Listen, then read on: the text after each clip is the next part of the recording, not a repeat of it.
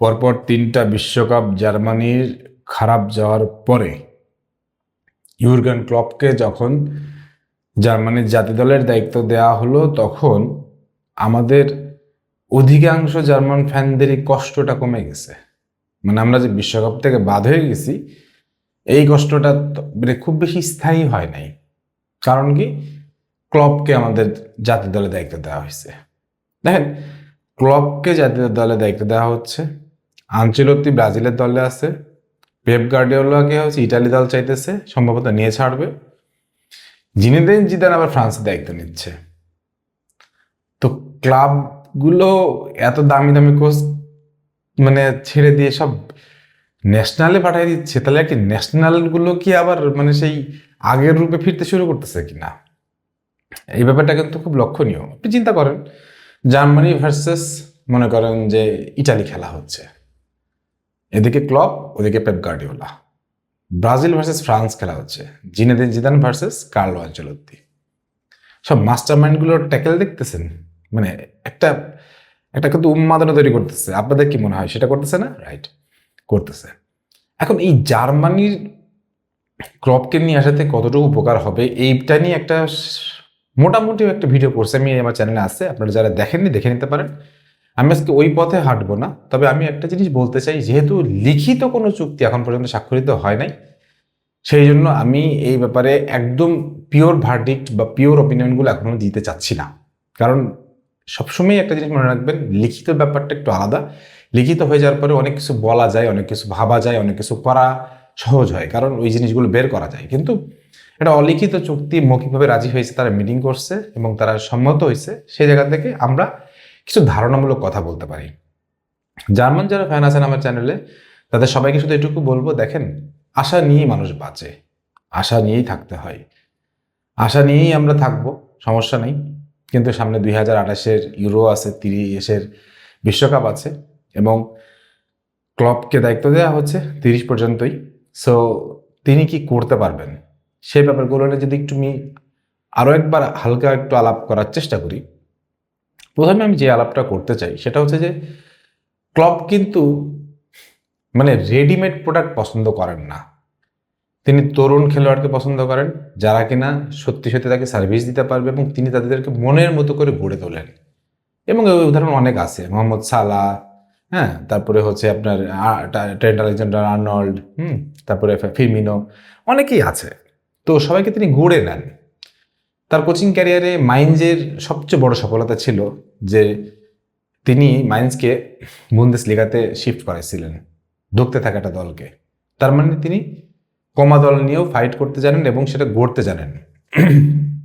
এখন প্রশ্নটা হচ্ছে যে, বরুসিয়া ডর্টমুন্ডে তার একটা ভালো সাফল্য ছিল, মানে সেখানে বুন্দেসলিগা জিতছে, ডিএফবি পোকাল জিতছে, ডিবি সুপার পোকাল জিতছে।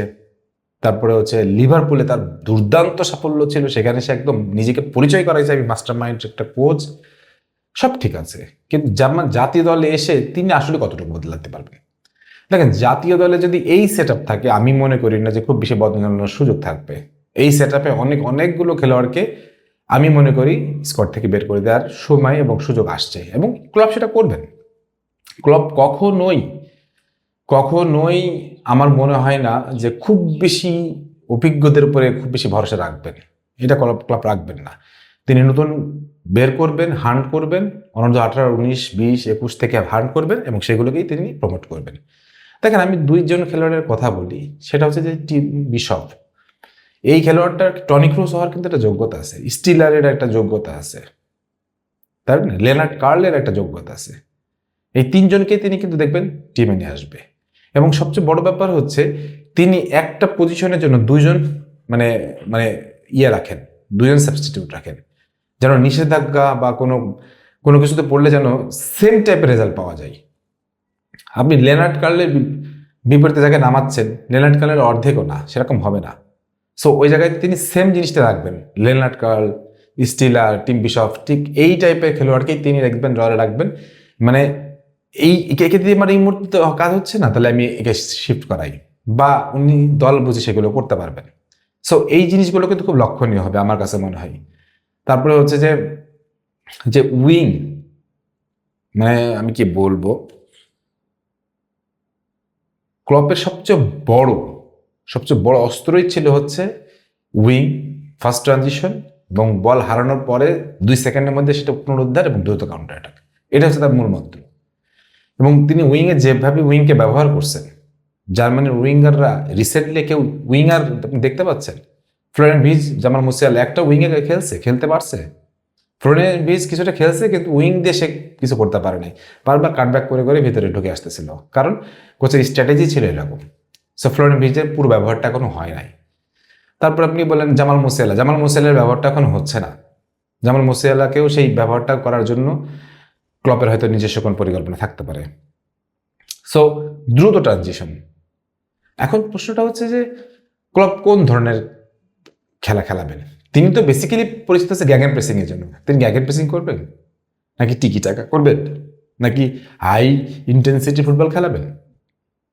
তিনি ক্লাবে যেটা খেলেছেন সেটা যে জাতীয় দলে খেলাবেন, ব্যাপারটা এরকম না। কিন্তু জাতীয় দলে তার মানে দর্শন আলাদা হতে পারে, তার চিন্তার ধারণা ভিন্ন হতে পারে, কারণ এখানে খেলোয়াড় পাবেন তিনি আলাদা, এবং এই খেলোয়াড়গুলোকে তিনি সবসময় পাবেন না। ক্লাবে যেমন সবসময় পান, এখানে সবসময় পাবেন না। যতটুকু পাবেন ততটুকুর মধ্যে কি ততটুকু তিনি গড়ে তুলতে পারবেন? ওই ব্যাপারগুলো যখন থাকবে তখন তিনি ডিসাইড করবেন যে আমি কোন ফরমেশনে যাব, কোন ট্রানজিশনে যাব, কিভাবে খেলাবো। এখন জার্মান জাতীয় দলকে নিয়ে যখন আমরা কথা বলি তখন অনেকেই ভাবেন যে জার্মান জাতীয় দলে আর কিছু হবে না, এই না সেই না। ভাই, জার্মান জাতীয় দলে যে পরিমাণ পাইপলাইনে খেলোয়াড় আছে, ওইটা দিয়ে কমসে কম 5টা জার্মান জাতীয় দল তৈরি করা যায়। ট্রাস্ট মি, 5টা জাতীয় দল তৈরি করা যায়। আমি এইগুলোকে সবাই আস্তে আস্তে আমি এদেরকে নিয়ে ভিডিও করব। আমি হচ্ছে টিম বিশপকে নিয়ে আলাদা ভিডিও করবো, লেনার্ড কার্লকে নিয়ে আলাদা ভিডিও করবো এগুলোকে নিয়ে আমি এগুলোকে নিয়ে আলোচনা করব। এই জন্য বলতেছি যে আমাদের খেলোয়াড়ের অভাব নেই, কিন্তু আমাদের যে কোচ থাকবেন, যে কোচ আসতেছেন, উনি কোন পজিশনে খেলবেন, কিভাবে খেলাবেন, কিভাবে তিনি দলকে গড়ে তুলবেন, নেতৃত্ব গুণ দিয়ে কিভাবে তিনি দলকে সেট করবেন, দলের নেতা কে হবে, দলের বন্ডিং কি হবে, আমরা কি সেই আগের সেই ক্ষুধার জার্মানিকে দেখতে পাবো কিনা, সেই ক্ষুধার্ত বাঘকে আমরা দেখতে পাবো কিনা, সেই সব বিষয়গুলো যখন আলোচনায় আসবে তখন ডেফিনেটলি আমরা এই ব্যাপারে কথা বলবো। তো এই জন্য বলতেছি যে ইটস ভেরি ফাস্ট যে আমরা ক্লপকে নিয়ে এখনই কথা বলছি। ক্লপের স্বাক্ষরটা হোক, তারপরে তিনি দলটা বাছাই করুক। একটা দল বাছাই করলেই আমরা বুঝতে পারবো যে তার দর্শনটা কি। সেজন্য বলতেছি, আপনারা যারা জার্মানির ভিডিও চাচ্ছিলেন, ক্লপকে নিয়ে ভিডিও চাচ্ছিলেন, তাদের জন্য এটুকু বলতেছি, আমি শুধু এই কারণেই আসছি, স্বাক্ষরটা হতে দেন এবং তাকে একটা জার্মানি জাতীয় দলে একটা ঘোষণা করতে দেন যে এই দলটাকে তিনি ঘোষণা করলেন। তারপর থেকে আমরা ধারাবাহিক যেতে পারবো যে তিনি কিভাবে চাচ্ছেন, কেমন করবেন। একটা খেলা হয়ে যাওয়ার পর আরো বেশি ক্লিয়ার হবো।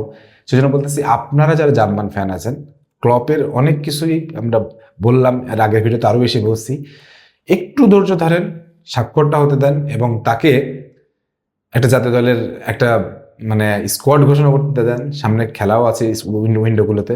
সো ওই পর্যন্ত আমরা একটু ওয়েট করি।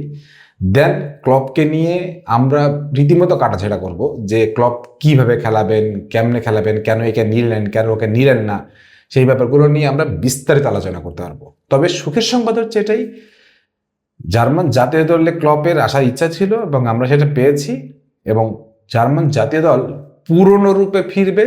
ক্লপ এই ইঙ্গিতটাই দিচ্ছেন এবং মিডিয়াতে তিনি এটাই বলছেন, আমার চেষ্টাই থাকবে জার্মানির পুরনো ঐতিহ্য, পুরনো গৌরবটাকে ফিরে আনার। আর জার্মানির গৌরব মানেই হচ্ছে মানুষের হৃদয় বিদারক দৃশ্য হবে, ধ্বংস হবে, কেউ ভেঙে চড়ে খান হয়ে যাবে, সারখার হয়ে যাবে। আমরা আশা নিয়ে থাকি, জার্মান ফ্যানরা কখনো আশা ছাড়ে না। এই যে জার্মান ফ্যানদের বলতেছে, আশা ছাড়বেন না, চ্যানেলে দেখেন, চ্যানেলে প্রত্যেক সবসময় আপডেট আসবে এবং আমাদের ভিডিও দেওয়া শুরু হয়ে গেছে। আবার নতুন অনেক ভিডিও আসবে, অনেক খেলা আছে সামনে, ক্রিকেট, ফুটবল, অনেক কিছু আছে। সবাই মিলে আমরা চ্যানেলটাকে দেখি, থাকি, খেলা উপভোগ করি। আর আপনাদের কমেন্ট জানাতে অবশ্যই ভুলবেন না। সবাই ভালো থাকেন, সুস্থ থাকেন। আল্লাহ হাফেজ।